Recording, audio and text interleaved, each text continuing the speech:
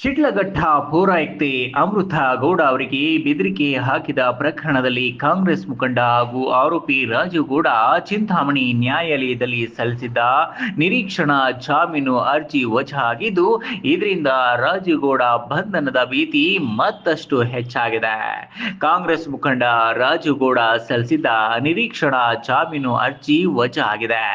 ಇದರಿಂದ ರಾಜೀವ್ ಗೌಡನಿಗೆ ಬಂಧನ ಭೀತಿ ಕಾಡುತ್ತಿದೆ. ಯಾವ ಕ್ಷಣದಲ್ಲಾದರೂ ರಾಜೀವ್ ಗೌಡ ಬಂಧನ ಸಾಧ್ಯತೆ ಇದ್ದು, ಕಳೆದ 10 ದಿನಗಳಿಂದ ರಾಜೀವ್ ಗೌಡ ತಲೆಮರೆಸಿಕೊಂಡಿದ್ದಾರೆ.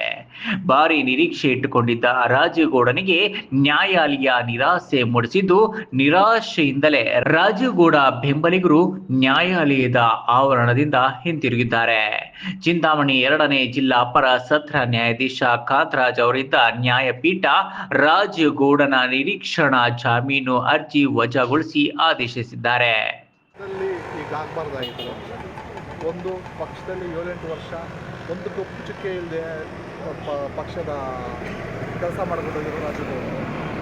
ಯಾಕಂದರೆ ಕೊರೋನಾ ಕಷ್ಟ ಕಾಲದಲ್ಲಿ ಆಗಿರ್ಬೋದು, ಈಗ ಯಾವುದೇ ದೇವಸ್ಥಾನ ಆಗಿರ್ಬೋದು, ಮದುವೆ ಏನೇ ಆಗಿರ್ಬೋದು, ಪ್ರತಿಯೊಂದಕ್ಕೂ ಸಹಾಯ ಮಾಡ್ಕೊಂಡೇ ಬಂದಿದ್ದಾರೆ.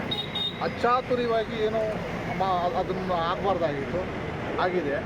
ನಾವು ಅದನ್ನು ನಮ್ಮ ನಾಯಕರು ಕ್ಷಮೆನೂ ಕೇಳಿದ್ದಾರೆ. ಆವತ್ತು ಕೇಸ್ ಆಗಿದ್ದೀನೋ ನಾವು ಮಾತಾಡಿದ್ವಿ, ಏನಣ್ಣ ಹಿಂಗಾಗಿದೆ ಅಂತ ಅಂದಾಗ ಹೆಣ್ಮಗು ನಮ್ಮ ಮೇಲೆ ಕಂಪ್ಲೇಂಟ್ ಕೊಟ್ಟಿಲ್ಲಪ್ಪ, ನಾವು ಕ್ಷಮೆ ಕೇಳಿದ್ದೀವಿ. ನಾನು ಮಾತಾಡೋ ಆಡಿಯೋ ಅದಲ್ಲ, ನಾನು ಮಾತಾಡೋ ಆಡಿಯೋ ಮಿಸ್ಬಿಹೇವ್ ಮಾಡಿದ್ದಾರೆ, ಅದು ನಾನು ಮಾತಾಡಿಲ್ಲ. ಕ್ಷಮೆಗೆ ಆ ಹೆಣ್ಮಗು ನಮ್ಮ ಕಂಪ್ಲೇಂಟ್ ಕೊಟ್ಟಾಗ ಆ ಮಗುಗೆ ನಾನು ಸಾರಿ ಕೇಳಬೇಕು ತುಂಬ ನಾನು ಕೇಳಿದ್ದೀನಿ. ಬೇಲ್ ಆದಮೇಲೆ ಬರ್ತೀನಿ, ಅದಕ್ಕೆಲ್ಲ ಒಂದು ಇದು ಕೊಡೋಣ ಅಂತ ಪ್ರಶ್ನೆ ಕೊಡೋಣ, ಮಾತಾಡೋಣ ಅಂತ ಹೇಳಿದರೆ ಇವತ್ತು ನ್ಯಾಯಾಲಯದಲ್ಲಿ ಬೇಲ್ ವಜಾ ಆಗಿದೆ. ಅದು ನಮಗೆಲ್ಲ ಒಂದು ಕಡೆ ಬೇಸರದ ವಿಷಯ. ನಮ್ಮ ನಾಯಕರು ಇಷ್ಟೆಲ್ಲ ಮಾಡಿದಾಗ 7-8 ವರ್ಷದಿಂದ ಪಕ್ಷಕ್ಕೇನು ತೊಂದರೆ ಇಲ್ಲದ್ರೆ ಪಕ್ಷ ಕಟ್ಕೊಂಡು ಕಾಪಾಡ್ಕೊಂಡು ಬಂದಿದ್ರು.